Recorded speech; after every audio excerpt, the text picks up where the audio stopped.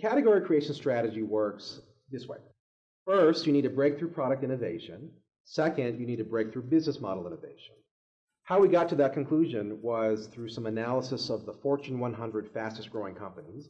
And we looked at the list and we identified 13 companies as category creators. And interestingly enough, they all had a unique combination of breakthrough product innovation and breakthrough business model innovation. What we've actually, when we looked closer at it, you saw 4 levers on each side. On the breakthrough product innovation, usually it was a breakthrough on the benefit that was delivered, the brand that it came with, the experience of either using or buying the product, or a pricing innovation of some sort.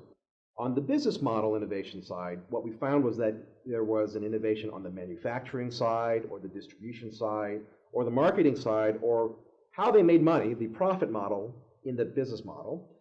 What was very cool was the 13 companies didn't have the same combinations of the 8 levers, but they had, for certain, a lever on each side and different mixes of them that were there.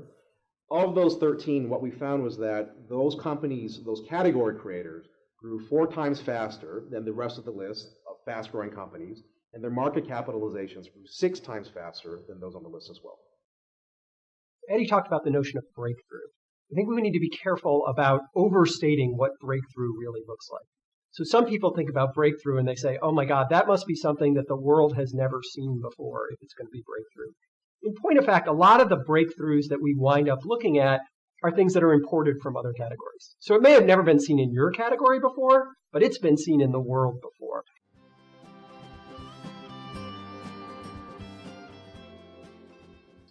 The category creation strategy can be very successful for companies of all sizes.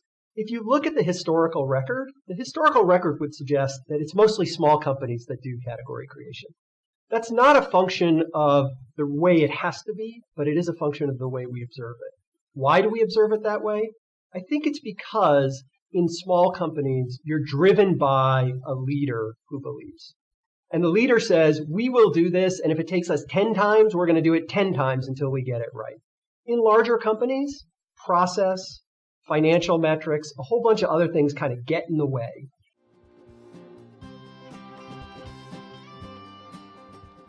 I think the thing that you miss as we become more and more a data-driven society is that passion is lost. Large organizations with lots of information often lose passion. And so my point of view when I talk to clients about category creation is, in order to create a category, you really have to want to. And not just want to because it's good for your financials, but want to because you're on a mission. And if you look at those companies who have successfully created categories, they're mostly on a mission to do it.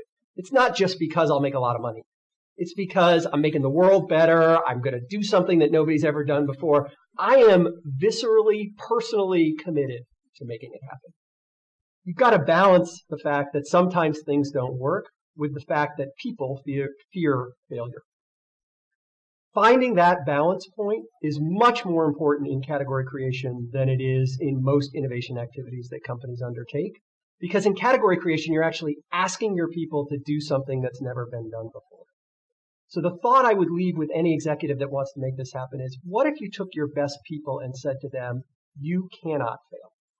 No matter what happens, your idea may fail. We may fail to create a category, but you personally will not fail as a consequence of this. In my view, as the leader, you've got to give people that level of confidence if you really want them to embrace category creation.